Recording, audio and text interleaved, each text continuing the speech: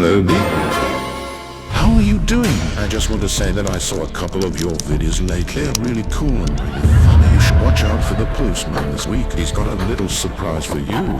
For the #1 Family Guy fan, love Seth MacFarlane.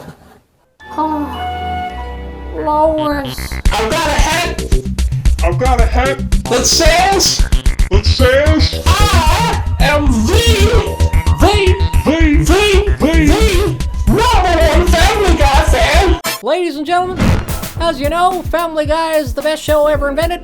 And that's why I like to post clips that I saw on the television, because I really like Family Guy, and it's a very underground, not well-known show that I like it, and I really like it. I really like Family Guy. So, ladies and gentlemen, a couple days ago I received an email from Seth MacFarlane.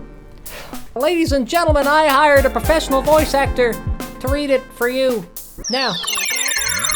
I'm Seth MacFarland. I am so rich and famous because I created Family Guy. But one thing that is very bad about being rich is when you have to look at poor people. It makes me feel sad. They have no idea how to make a classic cheer actor. They do not know how to write incredibly funny jokes or storylines that make you laugh and cry. But guess what? I am writing to you because I had a weird experience yesterday. Peter Griffin came to my mansion in Hollywood. Yep. And we started watching Family Guy, the podcast. The #1 show on all planet. I was like, oh my God, I am witnessing the future of entertainment. It was like I stepped into the telephone booth from Doctor Who. Except it was real life. Yeah. But then something terrible happened. I thought you were the #1 Family Guy fan. But the #1 Family Guy fan cannot be a poor person. That is why I sent you a really cool hat. But please do me a favor. Prove that you are the #1 Family Guy fan by identifying the cheer actors that appear on screen in 3 seconds. Peter Griffin, main character. Bob! Cleveland. Bob! Peter. Bob! Joe. Bob! Mayor Quimby. You got most of them right. Good job. I'm sorry that I forced you to do that. I have trust issues because I was supposed to be on an airplane that crashed into a building. But then it turned out that I wasn't on the airplane, so that means I am alive. You may have seen me talk about this with a homosexual person who talks like Steve A from Family Guy. You were booked on the flight, I think, from Boston that hit the South Tower. Mm-hmm. Went into the lounge, fell asleep, woke up, missed it. I was not shaken to the core. Family Guy. Well, you know what? I don't think I'll be needing this anymore. Oh yeah. We live in the city of Quahog. This hat's got a real swing to it. I like that. It's swagalicious. Peter Griffin has a crayon in his brain. Computer, I want to know if you like my new hat. Show me your hat. Oh, it is lovely. Ever since I was a child, I was in love with Family Guy. My mommy, she ran away from home before I was born, and my daddy was a businessman. So there was not a lot of people in the house. I ain't got no brothers or sisters. I'd be in front of the television, and I learned everything I know from Family Guy. I'd be seeing all types of new cheer actors appearing in front of my eyes. I was thinking, I wanted to be an actor, because Peter Griffin, his acting is so good. How does he do it? I wanted to know. I seen all the episodes.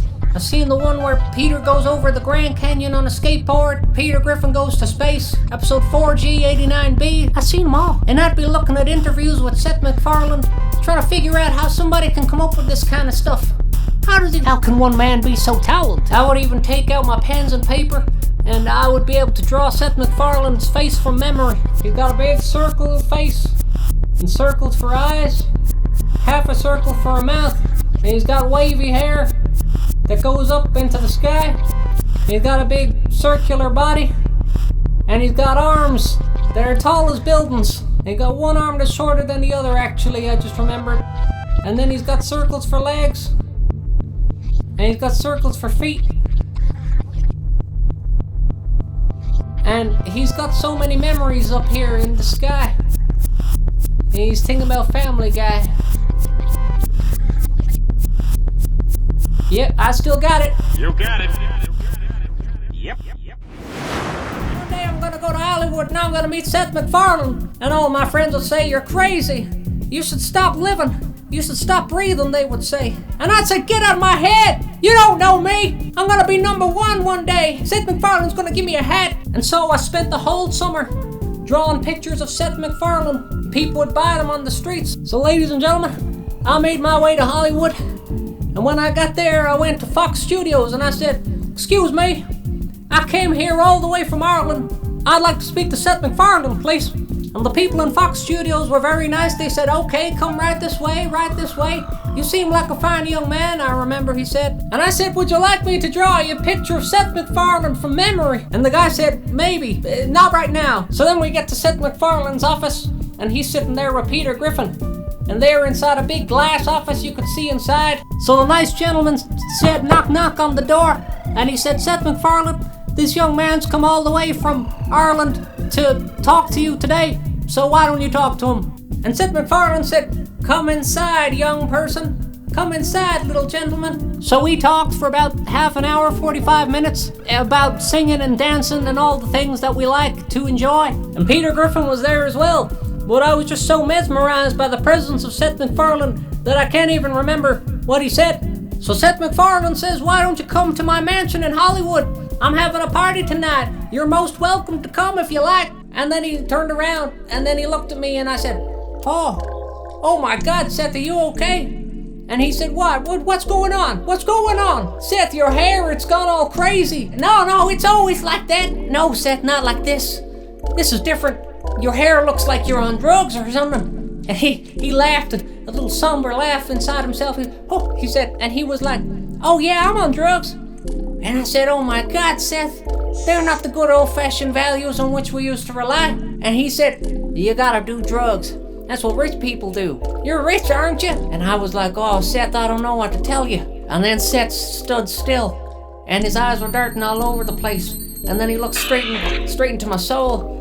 And he said, you better not tell the police on me, will you? But it was too late. I had already called the police because I was afraid. And then the police came, and they were like, all right, which one of you is addicted to marijuana? And they looked around and they saw me and Seth. And then Seth said, it's that guy. And then he pointed at me. And I was like, no, I've never been addicted to nothing except Family Guy. The policeman said, you better come with me, son. And I was so nervous I didn't know what to do, so I just ended up going to prison for 10 years. And I was real upset about that. I can't even remember how long I was in there. It was a really long time. I just needed to explain all that because I got some bad news, everybody. Seth MacFarlane wants to cancel Family Guy, the podcast. So ladies and gentlemen, I think I'm gonna read his final email to you, myself, because I thought maybe it'll be a little bit disingenuous by hiring a professional voiceover artist to do an impersonation of Seth MacFarlane. I'm gonna read it for you now, okay? Try not to cry because it's really sad. I am very sorry about what happened 10 years ago. I was addicted to drugs at the time and I made big mistakes. I was also addicted to having sex with men, women, and children. And all types of people. Old people. Disabled people. None of that has anything to do with anything, though. I guess what I'm trying to say is this. I'm sorry you went to prison. It should have been me. But please, stop making Family Guy the podcast. It could put Fox TV channels out of business. Yours sincerely, Seth MacFarlane.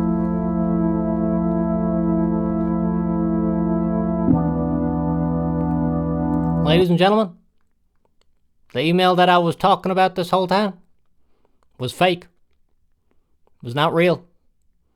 It was fraudulent. It was shambolic.